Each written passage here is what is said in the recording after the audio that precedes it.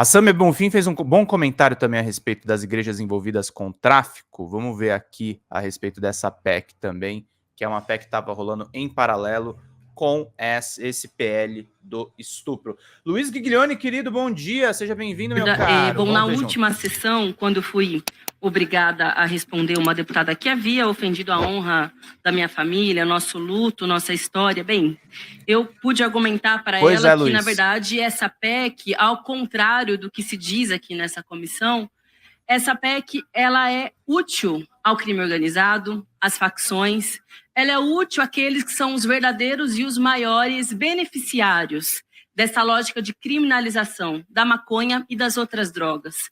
E expliquei por quê. Porque aqueles que deveriam ser abordados sob uma ótica de saúde vão ser abordados sob uma ótica de que são criminosos e que, portanto, pessoas que não deveriam estarão dentro das cadeias, dentro das penitenciárias superlotadas no Brasil, com a terceira maior população carcerária, e que todos nós sabemos é o ambiente mais propício para o aliciamento de pessoas que ainda não são parte dessas grandes facções. Mas eu quero apresentar um segundo motivo do porquê são os grandes e verdadeiros, e aí eu estou falando dos grandes e verdadeiros de fato, donos dos que se beneficiam com a lógica da criminalização, que vão ser beneficiadas com ela.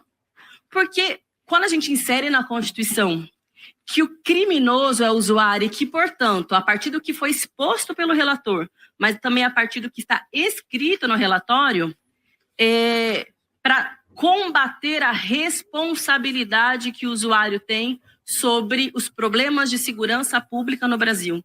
A gente ouviu isso muitas vezes, né? Isso também está escrito no relatório, que tem essa função, né? Coibir, repreender, responsabilizar o usuário pela atual lógica de segurança pública no Brasil.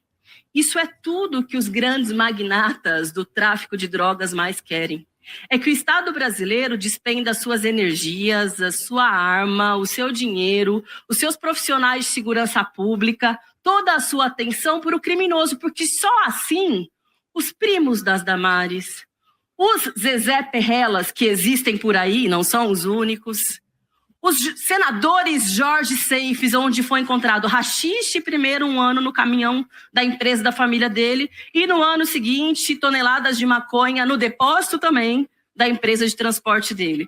E tantos outros conhecidos ou anônimos que estão nos verdadeiros palácios de poder, que é quem de fato lucra com a lógica do tráfico de drogas no Brasil, não é sobre eles que a atenção da população brasileira e do Estado brasileiro estará voltado. Ora, se resolveu o problema de segurança pública no Brasil, não é mesmo? Prendeu o criminoso, não mais aquele que é o responsável pelo grande giro bilionário do tráfico de drogas no Brasil. Esses vão continuar com o seu poder intacto dentro dos seus gabinetes e com pessoas que, inclusive, estão infiltradas em uma série de instituições brasileiras para manter essa lógica de que o preso é o pequeno, é o usuário.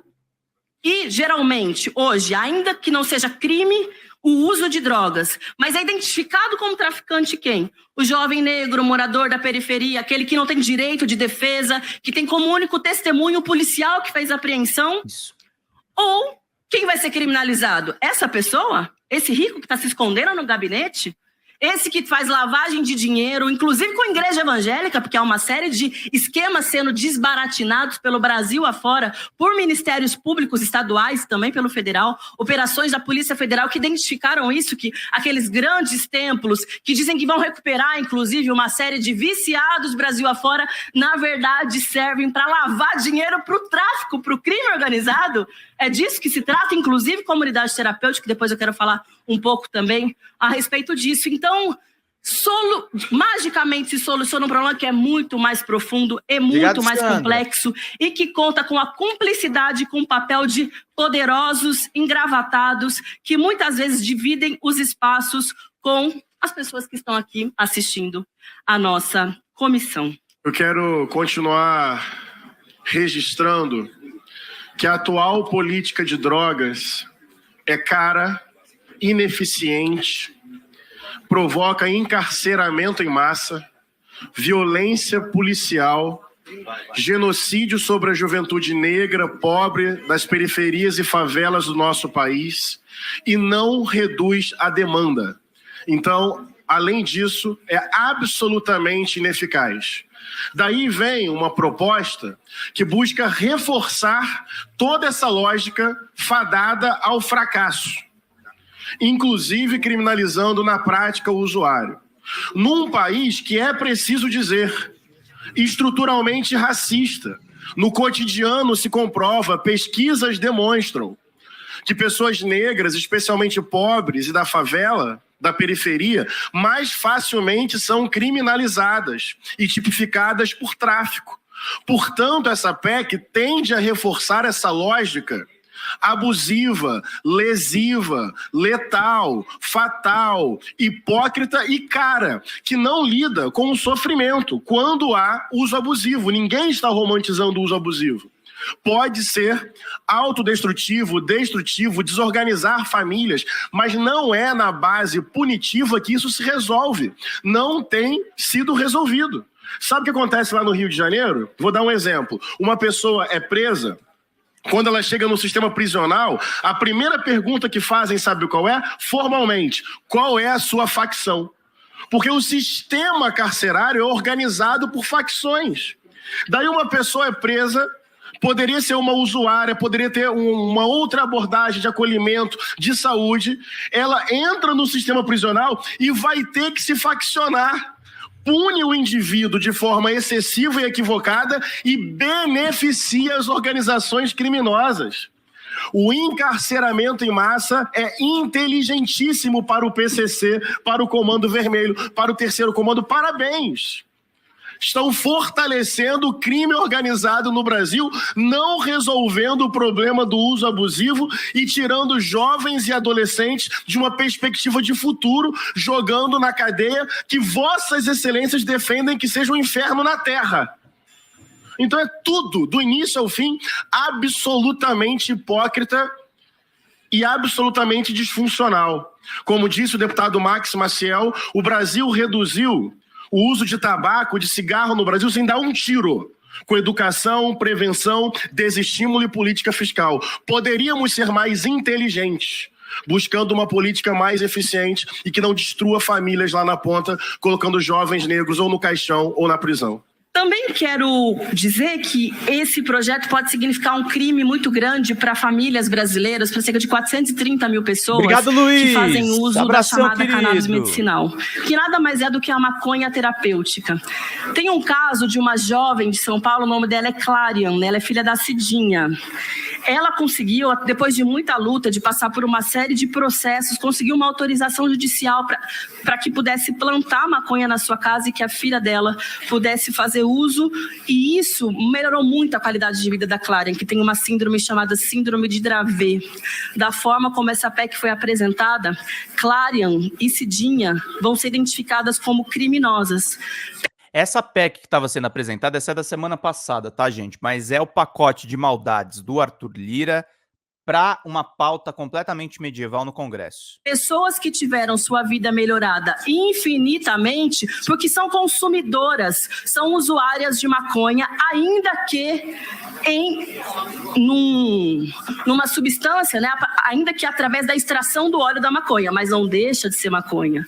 Planta na sua própria casa, por autorização judicial. E a Clarian hoje, ela tem uma série de sequelas, fruto das convulsões que ela sofreu ao longo da sua vida, fruto da proibição. Porque se ela tivesse tido acesso antes à possibilidade da utilização da maconha, ela teria uma vida completamente diferente, sem a menor dúvida. Queria dizer também, para aqueles que se preocupam, isso também está escrito no relatório, com as consequências dos crimes que são cometidos para que se possa usar a maconha no Brasil, ou seja, furto, roubo, etc. Bom, isso acontece. cometem furtos. Essa é a realidade, sobretudo num sistema em que tem muita gente que não tem dinheiro no Brasil.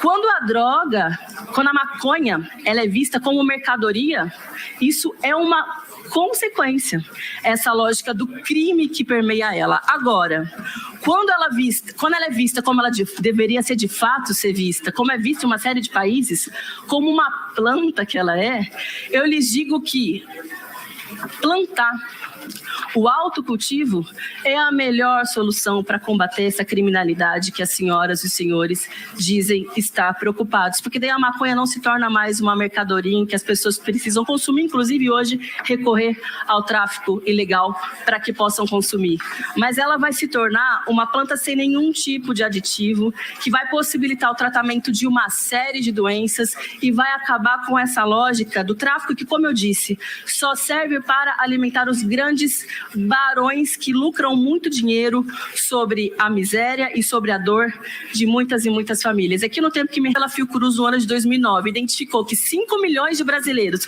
já tinham feito uso de alguma substância, quero dizer que vai faltar cadeia para colocar todo mundo. Mas é que a gente sabe que não é na cadeia que eles querem colocar todo mundo. E aí é o centro da questão, que foi revelado, né, não diretamente, mas implicitamente por alguns parlamentares. Comunidades terapêuticas, ou como o deputado ali disse, né, um sistema público de adaptação desses usuários, querem rasgar todas as evidências científicas de qual é o melhor método para tratar dependentes químicos, que é o método da redução de danos, com acompanhamento de médicos, de psicólogos, assistentes sociais, de psiquiatras, quando é o caso, e substituir por verdadeiros charlatões que não utilizam nenhum método científico, que constroem verdadeiros centros de tortura, que tem uma série de violações de direitos humanos, muitas delas foram fechadas, outras deveriam ser fechadas, porque funcionam na mais absoluta irregularidade e são verdadeiros caça-níqueis. São espaços onde eles lucram com o sofrimento, com a dor das pessoas, vendendo o tratamento.